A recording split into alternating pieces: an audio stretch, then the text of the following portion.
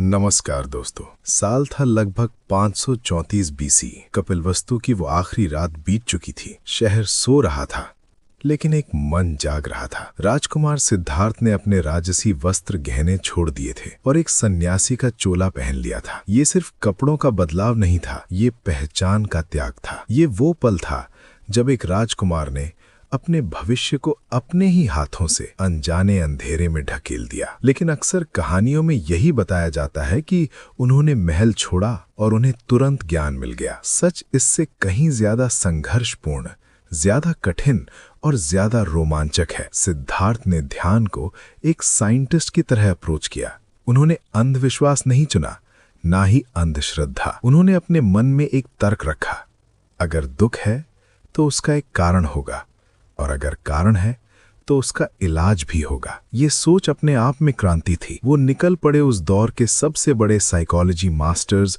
और spiritual scientists की तलाश में। सिद्धार्थ के मन में एक आग थी। वो जानना चाहते थे, क्या कोई ऐसी जगह है जहां मौत नहीं पहुंच सकती? क्या कोई ऐसा ज्ञान है जो सिर्फ मन को शांत ना करे, बल्कि जन्म मरण के चक्र को ही तोड़ दे? आज की इस विशेष डॉक्यूमेंट्री में हम उनके उस इंटेलेक्चुअल फेज की गहराई में उतरेंगे, जहां उन्होंने ध्यान की वो ऊंचाइयां हासिल की जो एक आम इंसान के लिए नामुमकिन थी। हम देखेंगे कैसे वो एक शिष्य बने, फिर गुरु जैसे मान लिए गए, और फिर क्यों उन्होंने महान आश्रमों की गद्दी को भी ठुकरा दिया। हम जानेंगे अलारा कलामा और उद्धका रामापुत्ता के साथ उनके अनकहे संवाद और वो बड़ा कारण जिसकी वजह से सिद्धार्थ ने कहा, नहीं, ये वो मंजिल नहीं है। द फर्स्ट गेटवे, अलारा कलामा और शून्य का रहस्य। सिद्धार्थ सबसे पहले अनूपिया के बागों से होते हुए वैशाली पहुंचे। वैशाली उस समय सिर्फ एक शहर नहीं,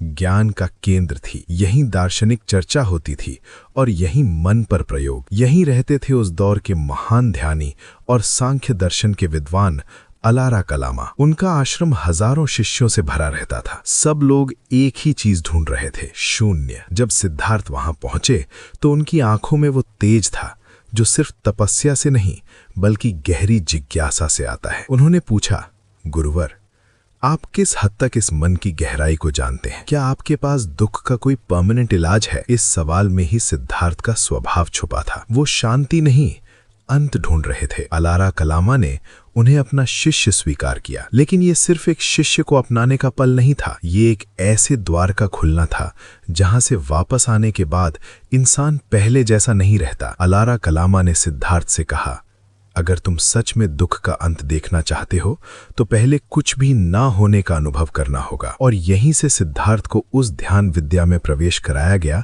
जिसे उस युग में चेतना का अंतिम प्रयोग माना जाता था। द डीप डाइव टेक्निक, अकिंचनायतना, द स्फीरा ऑफ नथिंगनेस। इस ध्यान का मतलब सिर्फ शांत बैठना नहीं था, ये मन को धीरे धीरे खाली कर देने की प्रक्रिया थी। कल्पना कीजिए, पहले आप अपनी आंखें बंद करते हैं, सामने का संसार धीरे धीरे गायब होता है। फिर आवाजें, जैसे कोई रेडियो एक एक करके बंद हो रहा हो। फिर यादें, नाम, रिश्तों, पहचान, सब जैसे धुंधले पड़ने लगते हैं। और अंत में वो भी छूट जाता है जिसे आप कहते हैं मैं। इस अवस्था में न खुशी होती है, न दुख, न भविष्य का डर, सिर्फ एक गहरा, ठंडा, अपरिचित शून्य। सिद्धार्थ ने महसूस किया कि जब मन शून्य होता है तो सारी चिंताएं कुछ समय के लिए मिट जाती हैं। और यहीं सिद्धार्थ ने कुछ अलग कर दिखाया। उनकी बुद्धि इतनी तेज थी कि कुछ ही हफ्तों में उन्होंने वो सिद्धि हासिल कर ली जिसे पाने में लोग पूरी जिंदगी लगा देते थे। अलारा कलामा हैरान थे। उन्होंने कहा, सिद्धार्थ, तुम कोई साधारण मनुष्य नहीं हो। जो ज्ञान मेरे पास है वही अब तुम्हारे पास है। आज से हम बराबर हैं। मेरे साथ मिलकर इस आश्रम को संभालो। ये वो पल था जहां अधिकतर साधक रुक जाते हैं, लेकिन सिद्धार्थ का लॉजिकल माइंड जाग उठा। उन्होंने देखा, ध्यान से उठने के बाद भी मैं का अहंकार वहीं खड़ा होता है। दुनिया का दुख वापस आ जाता है और मौत का डर बिल्कुल कम नहीं होता। उन्होंने पूछा, गुरुवर, क्या इससे मृत्यु रुक जाएगी? क्या ये शांति हमेशा रहने वाली है? अलारा कलामा के पास इसका कोई उत्तर नहीं था। उनका ज्ञान सिर्फ एक मेंटल स्टेट तक सीमित था। सिद्धार्थ ने गुरु को प्रणाम किया और एक महान आश्रम की गद्दी ठुकरा कर आगे बढ़ गए।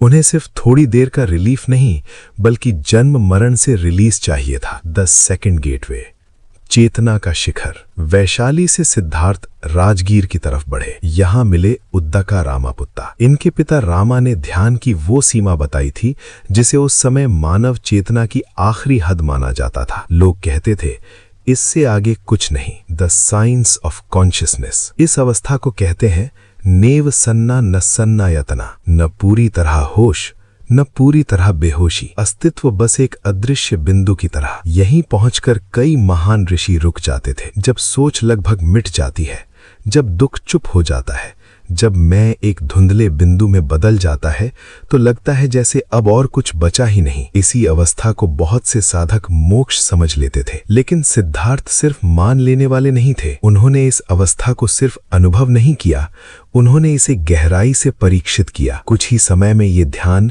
उनके लिए कोई रहस्यमयी शिखर नहीं बल्कि एक परिचित स्थिति बन गई। यहीं पर उद्दका रामापुत्ता अंदर से हिल गए। उन्होंने देखा जो चेतना उनके लिए जीवन भर की साधना थी वो सिद्धार्थ के लिए अब एक स्थिर अनुभव बन चुकी है। इसी प्रभाव में आकर उद्दका ने सिद्धार्थ से कहा, तुम यहीं रहो, इस ज्ञान का भार अब तुम संभाल सकते हो। ये वो पल था जहां एक साधक अचानक अथॉरिटी बन जाता है। The Limbo phase, very important. लेकिन यही बात खत्म नहीं होती। इस प्रस्ताव के बाद सिद्धार्थ ने न तुरंत हां कही न तुरंत ना। वो कुछ समय वहीं रुक गए।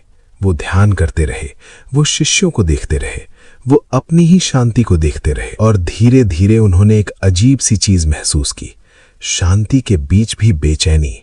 जैसे ये शिखर भी अब उन्हें पकड़ने लगा हो, जैसे ये अवस्था भी उनसे कुछ मांग रही हो। और यहीं पर एक बहुत सूक्ष्म लेकिन खतरनाक आवाज उभरी, मैं वहां पहुंच गया हूं जहां बाकी लोग नहीं पहुंच पाते। ये आवाज तेज नहीं थी, ये घमंडी भी नहीं थी, पर यह आवाज बंधन की शुरुआत थी। The deep realization, turning point. एक रात गहरे ध्यान के बाद जब सब कुछ बिल्कुल शांत था तो सिद्धार्थ ने खुद से पूछा, मैं चेतना की सबसे ऊंची चोटी पर हूं, लेकिन क्या मैं सच में आजाद हूं? और इस बार जवाब धीरे धीरे सामने आया, हां, मैं अभी भी बंधन में हूं, क्योंकि जो अवस्था आती है वो जाती भी है, और जो जाता है वो अंतिम सच नहीं हो सकता। ये सिद्धियां सिर्फ मन की अवस्थाएं थीं, एक गहरा, बहुत ही सुंदर ट्रांस। लेकिन ट्रांस कभी रियलिटी नहीं होता। यहीं सिद्धार्थ ने वो फर्क पहचाना जो बहुत कम लोग पहचान पाते हैं। जानना अलग है,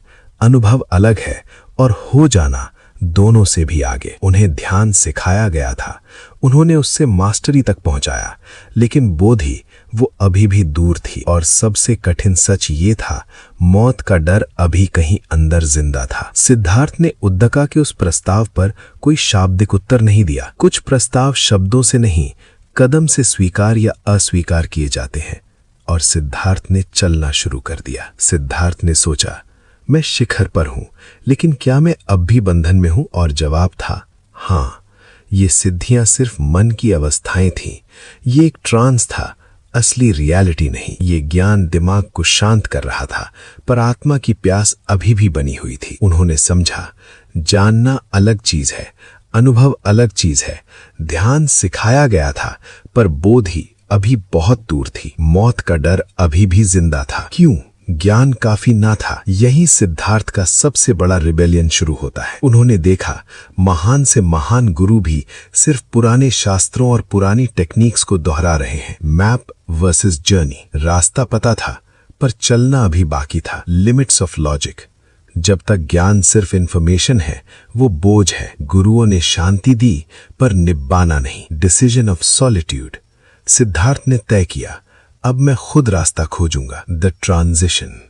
उरुवेला का सुनसान रास्ता। दोस्तों, सिद्धार्थ ने अपने गुरुओं को प्रणाम किया।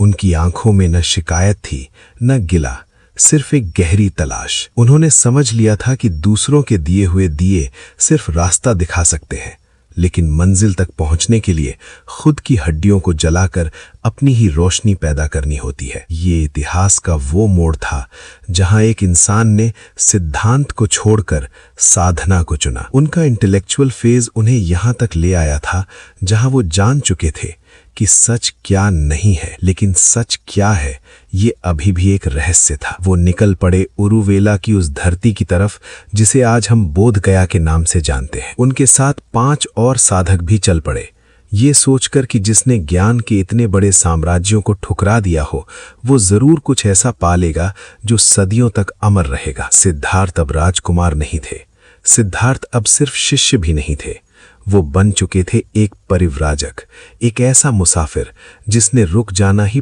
पाप समझ लिया था। अगली कहानी है उस फिजिकल ट्रांसफॉर्मेशन की जिसे सुनकर रूह कांप जाती है। एक ऐसा दौर जहां सिद्धार्थ ने मौत को हराने के लिए मौत को ही अपना साथी बना लिया। हड्डी का ढांचा बन चुका शरीर, लेकिन इरादा लोहे से भी ज्यादा मजबूत। अब सवाल ये है, क्या शरीर को दुख देने से दुख का अंत होता है, या ये सिद्धार्थ की सबसे बड़ी गलती थी? जल्द मिलते हैं उस भयानक, कठोर और महान तपस्या की दास्तान के साथ। अगर ये कहानी आपको सिर्फ इतिहास नहीं बल्कि अपनी ही खोज का आईना लगी हो तो इस वीडियो को लाइक कीजिए, इसे उन लोगों के साथ शेयर कीजिए जो सिर्फ ज्ञान नहीं सच ढूंढ रहे हैं। अपनी सोच और प्रश्न कमेंट में लिखिए, क्योंकि यहीं से संवाद शुरू होता है। और अगर आप ऐसे ही गहरे, रिसर्च बेस्ड और सोच बदलने वाले एपिसोड्स मिस नहीं करना चाहते तो चैनल को सब्सक्राइब कीजिए। तब तक के लिए जागते रहिए, सवाल पूछते रहिए और स्वयं की खोज जारी रखिए।